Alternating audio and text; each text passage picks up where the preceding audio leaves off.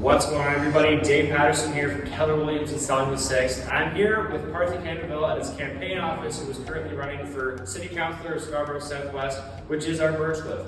Now, of course, you're probably all wondering what issues our communities are facing and what Parthi has in plans and envisions for our community. So I wanted to sit with him today and ask him a few questions and maybe get some answers for you guys. As you guys may or may not know, Parthi has been a teacher for 12 years and a school trustee for 8. So he knows some of the ins and outs of what's been going on in our community and some of the challenges we've been facing. So I'd love to hear from him and get his opinion on it and share it with you guys. So Parthi, with that being said, what are some of the major, issues that you see that are facing Birch Cliff specifically, on top of everything else that's going on in Scarborough Southwest?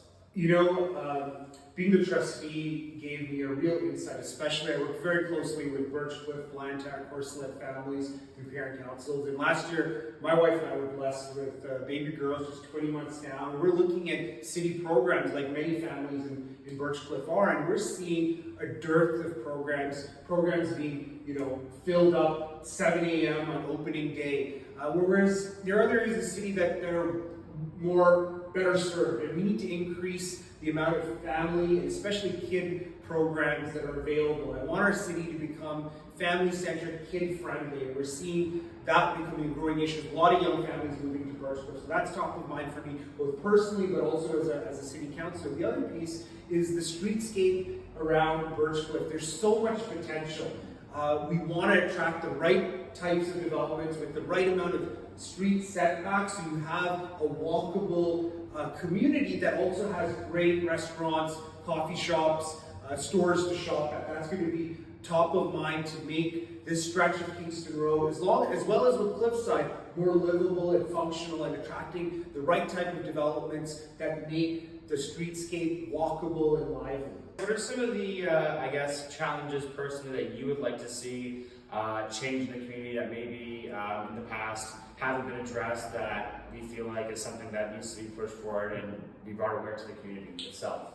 Good question. The beauty of municipal politics is you need to be beholden to the people, not special interests. And this is where we saw a ton of changes coming in the last 2 years, primarily through COVID, where we didn't have the communication or the real genuine community consultation to ensure that these significant changes take into consideration the important infrastructure, service capacity, whether it's schools, community centers that need to be addressed. There's a lot of plans that are being proposed along Clonmore, and we need to ensure traffic, school capacity, community centers are being addressed as part of that redevelopment. So Parthi, for people who might not know you, I guess the question would be, why would they vote for you? Why you? Why Parthi?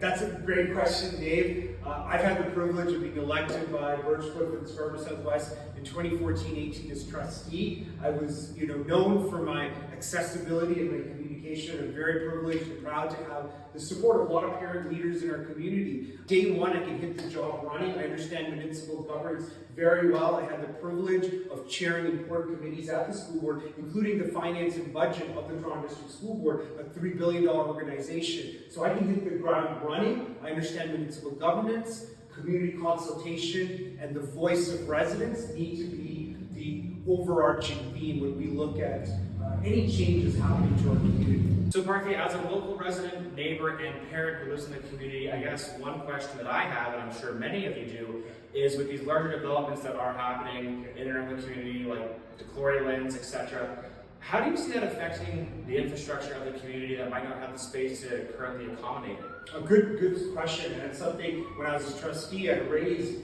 vis-a-vis the TDSB to the city, because we know Blantyre is at full capacity, so is Courcelette, and so is Birch Cliff. These are the serious important questions that need to be synthesized whenever development applications are coming through. That's something we didn't see in the last 3 to 4 years. Right. So with the development projections and proposals that are coming through, I will always consult with the community and insert those important questions about capacity, whether it's at the Birchmount Community Center, a great resource, but as we all know, super overstretched, right? School capacity. We also have to look at the question of the burden of development. West of Vic Park along the Danforth, we've got great opportunities to develop around Chester, Pay, Donlands. The critical questions of where are we developing needs to be addressed, because if good development is centered around transit, well, we need to see that in all aspects, in all parts of our city. So asking the critical questions of where development is happening and why and who and what are the impacts coming of that will be central to how I do my job as City Councillor. So Parthi, as we sit here talking about, transportation issues and things of that nature, as we do keep adding more and more residents to the neighborhood, how do you think that's going to be facilitated as the needs continually increase? A great question, and one thing I'm going to be a strong voice on day one is asking for a governance review of Metrolinx. I think I can speak on behalf of everyone, completely fed up as members of the public, billions of dollars over expenditure. The CEO whose contract got extended couldn't give us a rough timeline when we could see the Eglinton East LRT open. This is ridiculous. We need a governance review of Metrolinx. Questions have to be answered, and there needs to be accountability, whether it's the province or the city, when it comes to massive transit projects. It's ridiculous that it's been 12 years and we don't have a date on when the LRT is going to open. So again, Parthi, one thing I've been curious about as a Blantyre resident specifically is what is happening with the revitalization of Blantyre Park?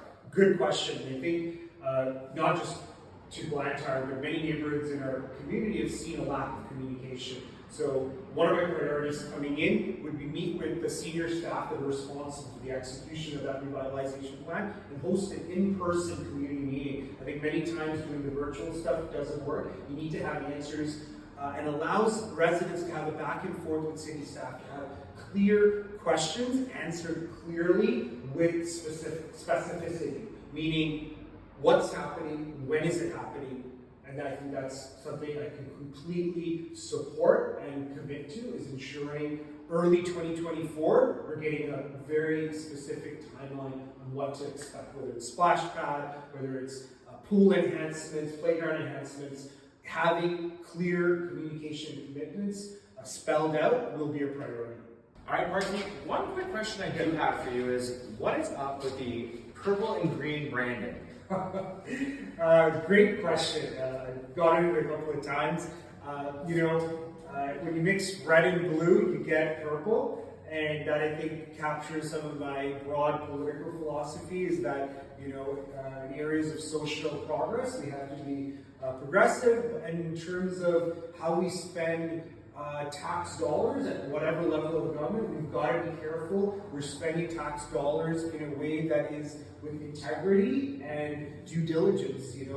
Many times we see certain projects that we all think this is where our tax dollars are going for, and that's something that raises a lot of questions. We've got to be careful of where and what we're spending our money on and who's benefiting from it, right? And that kind of captures my approach to city governance. And the green, I'm a big fan, very proud, as you guys know, on my standard campaign photo at Scarborough Bluffs. We're very lucky, privileged to have such a beautiful, green space along the bluffs, and we need to protect and maintain that. And that's something important to me, is ensuring, to me, the city's a living thing, and the green captures my commitment to ensuring that our cities and our city's parks, our bluffs, our green spaces are protected. And there needs to be a coexistence between us as humans in our houses and apartments and condos, and also with Mother Nature, right? So that to me is an important part of me